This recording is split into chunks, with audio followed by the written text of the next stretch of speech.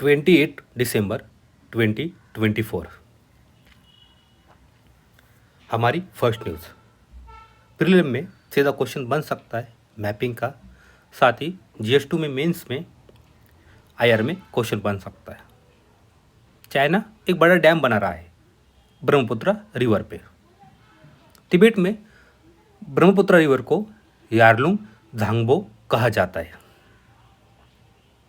ये अफेक्ट कर सकता है लोअर रिपेयरिंग स्टेट को, जैसे इंडिया में एंड बांग्लादेश में।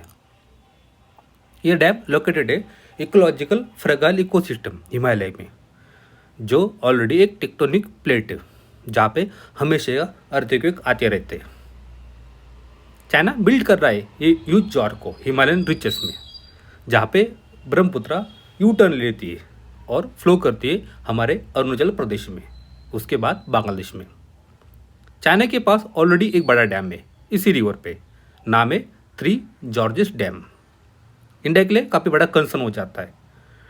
अगर ऑस्ट्रेलिया की सिचुएशन में इंडिया को चाइना फ्लडिंग के माध्यम से अफेक्ट कर सकता है, बड़ी मात्रा में चाइना इसमें पानी छोड़ देगा। साथ ही इंडिया ब्रह्मपुत्र पे एक डैम बना रहा है अरुणाचल प्रदेश में, उसमें भी काफ़ी इशू हमें आ सकते हैं। ये मैप देखिए, नामचा बरवा जो आता है जस्ट अरुणाचल प्रदेश के ऊपर, यहाँ से ब्रह्मपुत्र रिवर यू टर्न ले लेती है और हमारे अरुणाचल प्रदेश में इंटर कर देती है। उसके बाद वो बांग्लादेश में चल जाती है। सांगपो रिवर एंड यारलिंग झांगबो, ये नाम है ब्रह्मपुत्र के तिब्बत में।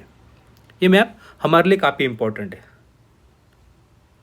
सीधा प्रीलिम में क्वेश्चन यहाँ से बहुत सारे बनते हैं। अब चलेंगे आगे। लास्ट वीक हमने केरला हाईकोर्ट की एक न्यूज़ की थी। उन्होंने मना कर दिया था त्रिशूरपुरम में एलिफेंट के यूज करने पे। बात बताई थी इसेंशियल रिलीजियस प्रैक्टिसेस की। उसके बाद मंदिर अथॉरिटी सुप्रीम कोर्ट चले गए। सुप्रीम कोर्ट ने बैलेंस कर दिया, एलिफेंट के राइट भी, साथ ही टेम्पल की कस्टम भी। उसी न्यूज़ को पकड़ के आज का आर्टिकल कुछ इश्यू कवर करता है। कुछ प्रीलिम फैक्ट पॉइंट हमें मिलते हैं, साथ ही मेंस का डाटा भी यहाँ मिलता है। क्या है देखते हैं। Captive elephant. इंडिया में एलिफेंट को एक पवित्र सिंबल माना जाता है, जो हमें विजडम देता है, हमें स्ट्रेंथ देता है। लेकिन जो प्राइवेटली हेल्ड कैप्टिव एलिफेंट होते हैं उनकी कंडीशन काफ़ी ख़राब होती है। केरला हाईकोर्ट की बात अभी हमने की। उनने इस बात को कंपेयर किया है नाजी एक्सटर्मिनेशन कैंप से, जो 1940 के परेड में चलते थे जर्मनी में।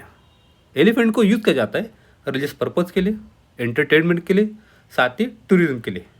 उस वजह से ढेर सारे मात्रा में उनकी क्रूरल्टी हो जाती है।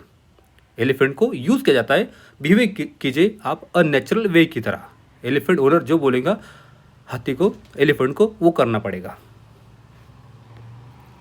अल्दो इंडिया में एलिफेंट को हाईएस्ट प्रोटेक्शन है वाइल्ड लाइफ प्रोटेक्शन एक्ट 1972 के अंडर में। लेकिन जो एलिफेंट कैप्चर होते उनकी कंडीशन काफ़ी ख़राब है। रिफॉर्म करने के लिए 2024 में हमने एक रूल लाया था, captive elephant transfer of transport rule 2024। इसमें रेगुलेट किया जाता है potential misuse of captive elephant को इन प्राइवेटली कस्टडी, साथ ही कर्ब करना है इलीगल कैप्चर को फ्रॉम वाइल्ड से। लेकिन इसमें जो वर्ड्स है या जो प्रोसीजर है, ये एक नया रास्ता खोल देती है कमर्शियल एक्सप्लोटेशन के लिए। एग्जाम्पल के लिए देखते हैं, अगर कोई ओनर एबल नहीं है अपने एलिफेंट को मेंटेन रखने में, तो हो सकता है वो अपनी ओनरशिप किसी और को ट्रांसफ़र कर दे। लेकिन रूल में कहीं भी ऑब्लिगेशन नहीं है कि अब अपने ट्रांसफर एक्सचेंज को किसी नॉन कमर्शियल पर्पज़ के लिए कर सकते हैं। एक ओनर दूसरे ओनर को बेच देगा। इस वजह से एलिफेंट का बड़ी मात्रा में एक ट्रेड हो जाएगा मूवेबल प्रॉपर्टी की तरह। जैसे आज हम घर बेचते, गाड़ी बेचते, उसी तरह एलिफेंट को भी मार्केट में बेचा जाएगा। रूल प्रोवाइड करते आप ट्रांसपोर्ट कीजिए एलिफेंट को टेम्पररी, लेकिन इसके पीछे कोई जस्टिफिकेशन नहीं दिया है। No explicit requirement to justify transportation. आपको क्यों ट्रांसपोर्ट करना है इसके लिए कोई रीज़न देने की जरूरत नहीं है। इस वजह से पोटेंशियली लीज हो सकता है serve as a prowess from religious ceremonies to wedding to political rallies. हो सकता है इस ट्रांसपोर्ट के दरमियान एलिफेंट को रिलीजियस सेरेमनी में, वेडिंग में या फिर पॉलिटिकल रैली में यूज़ किया जा सकता है। कॉम्प्रोमाइज़ हो जाता है हमारे एलिफेंट का वेलफेयर। उसको कमोडिटी की तरह बेचा जा सकता है या फिर उसको लीज पे दिया जा सकता है। हमने मैंडेटरी किया था, आप एलिफेंट के इसमें माइक्रोचिप लगा दीजिए। 1993 में हमने प्रोजेक्ट एलिफेंट शुरू किया था।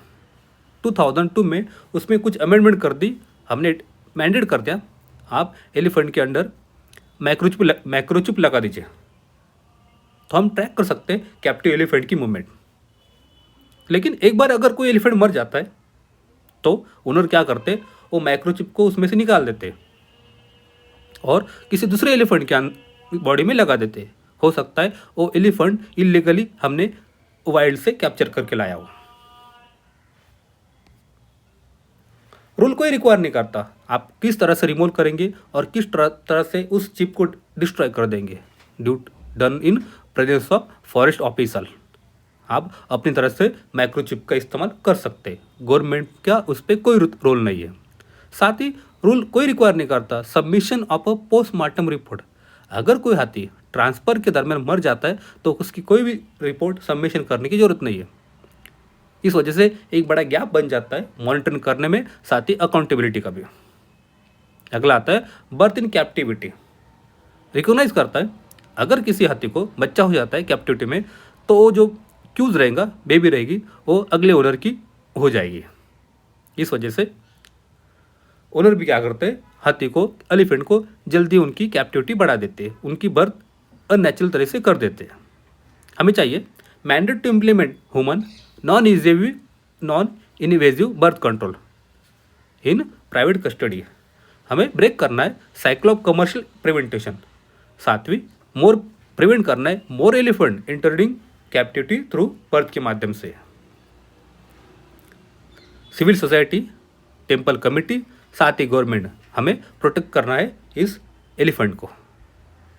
एक अगला पॉइंट काफ़ी इंपॉर्टेंट है, ट्रेड हो जाता है बिटवीन स्टेट में। एलिफेंट को ट्रांसफर किया जाता है नॉर्थ ईस्टर्न स्टेट से टू सदर एंड वेस्टर्न स्टेट में। एक एग्जांपल दिया है, एलिफेंट को गिफ्ट दिया गया था दिल्ली के एक टेम्पल में बाय अ प्राइवेट ओनर जो आसाम में था। कैप्टिव एलिफेंट रूल्स 2024 हमें उसको स्ट्रिक्टली फॉलो करने की जरूरत है। साथ ही हम मैंडेटरी कर सकते हैं आप एलिफेंट का डिजिटाइजेशन करें जेनेटिक प्रोफाइल का।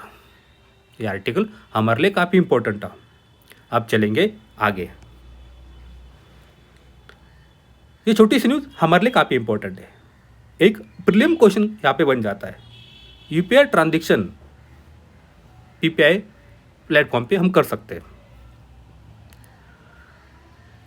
आरबीआई ने डिसाइड किया है, अलो किया है प्रीपेड इंस्ट्रूमेंट होल्डर को, पीपीआई को, आप मेक कीजिए या रिसीव कीजिए यूपीआई पेमेंट को through third party mobile application. ये न्यूज़ समझेंगे क्या होता है। पीपीआई प्रीपेड इंस्ट्रूमेंट होल्डर हमारे लिए काफ़ी इंपॉर्टेंट है। आपके पास फ़ोनपे है, गूगल पे, उसके अंडर में कुछ एप्लीकेशन आते हैं, जैसे बिजली का एप्लीकेशन, आपका रिचार्ज एप्लीकेशन, साथ ही मेट्रो कार्ड, बस कार्ड एट्सेट्रा। उसको कहते हैं प्रीपेड इंस्ट्रूमेंट होल्डर।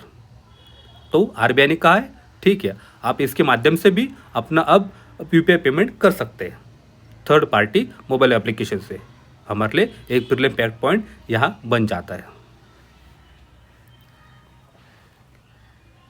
ये इशू भी हमारे लिए इंपॉर्टेंट है, सास, सॉफ्टवेयर एज अ सर्विस, सास। सेकंड कीवर्ड है क्वालिफाइड इंस्टीट्यूशनल प्लेसमेंट। क्या है देखते हैं। हमें पता है क्लाउड कंप्यूटिंग क्या होती है, जहाँ पे हम अपना डाटा स्टोर करके रखते हैं। क्लाउड कंप्यूटिंग दो तरीके आती है, एक आती है पब्लिक क्लाउड, दूसरा आता है प्राइवेट क्लाउड जो आपके इन हाउस में होती है। पब्लिक क्लाउड में दो तीन टाइप आते हैं। एग्जाम्पल आता है डिजी लॉकर का। पब्लिक क्लाउड के एग्जाम्पल दिखते हैं सास, जो आज का एग्जाम्पल है, software as a service. Second आता है PaaS, platform as a service. Third आता है IaaS, infrastructure as a service. आज हम बात करेंगे सॉफ्टवेयर एज अ सर्विस की। अगर आपको कोई प्रोजेक्ट बनाना है या आपका कोई वर्क है तो आप सॉफ्टवेयर बना सकते हैं, लेकिन आपको लगता है सॉफ्टवेयर काफ़ी महंगा जाएगा, तो हम टेम्पररी कुछ पीरियड के लिए सॉफ्टवेयर को लीज पे लेते हैं। तो इसी को कहते हैं सॉफ्टवेयर एज अ सर्विस। आप अपने हिसाब से उस सॉफ्टवेयर में चेंजेस कर सकते हैं। अगला आता है क्वालिफाइड इंस्टीट्यूशनल प्लेसमेंट, QIP। कोई भी कंपनी जब मार्केट में IPO इश्यू करती है, इनिशियल पब्लिक ऑफर, वो हमारे लिए कॉमन पीपल के लिए होते हैं। हम IPO पर खरीद लेते हैं, परचेस कर लेते हैं। लेकिन कभी कभी कंपनी क्या करती है, क्वालिफाइड इंस्टीट्यूशनल प्लेसमेंट को अपने शेयर बेच देती है, मतलब ऑलरेडी जो बड़े बड़े इंस्टीट्यूशन है मार्केट में उनको। QIP IPO इतना ही फर्क है। IPO कॉमन मैन के लिए होता है, उसको कोई भी परचेस कर सकता है। QIP सिर्फ बड़े बड़े क्वालिफाइड इंस्टीट्यूशन ही परचेस कर सकते हैं। अब चलेंगे आगे। अभी हमने देखा software as a service SaaS। इस पे 2022 में एक क्वेश्चन आया था। SaaS के जो बायर होते हैं वो कस्टमाइज कर सकते हैं यूज़र का इंटरफेस, साथ ही चेंज कर सकते हैं डाटा फील्ड्स को। हाँ, आपको आपकी नीड के हिसाब से आप कस्टमाइज कर सकते हो। अगला आता है SaaS यूज़र एक्सेस कर सकते हैं their data through their mobile devices. Yes, वो आपकी इच्छा है, आपका वर्क है, आपका प्रोग्राम है, आप उसका पेमेंट कर रहे हैं software as a service agent को, क्लाउड सर्विसिंग का। तो आप अपने मोबाइल में यूज़ कीजिए, लैपटॉप में यूज़ कीजिए, कोई इशू नहीं। थर्ड आता है आउटलुक, हॉटमेल एंड याहू। ये भी फॉर्म से SaaS के यस सॉफ्टवेयर देते हैं। आप अपना डाटा यहाँ स्टोर करके रखते हो, आपको चाहिए डिलीट करना है डिलीट कर देते हैं, किसी और को ट्रांसफर करना है कर सकते हो। Software as a services SaaS। अब चलते हैं आगे। अभी हमने चाइना एक डैम बना रहा है, उसकी न्यूज़ की थी। नामचा बरवा जो आता है गढ़वाल हिमालय में, नंदा देवी कुमाई हिमालय एंड नोकरेक सिक्किम हिमालय, ये क्वेश्चन की डिमांड थी। लेकिन अभी हमने देखा नामचा बरवा आता है अरुणाचल प्रदेश हिमालय में, इस वजह से ऑप्शन 1 रॉन्ग हो जाता है, स्टेटमेंट 1। नंदा देवी ऑब्वियसली सबको पता है कुमाई हिमालय में। थर्ड आता है नोकरेक, नोकरेक तो मेघालय हिमालय में, सिक्किम में आता नहीं, इस वजह से थर्ड ऑप्शन कट हो जाता है। हमारे लिए PYQ काफ़ी इंपॉर्टेंट है, डेली PYQ करना चाहिए। पढ़ते रहिए, बढ़ते रहिए। आज के लिए इतना ही है। Thank you.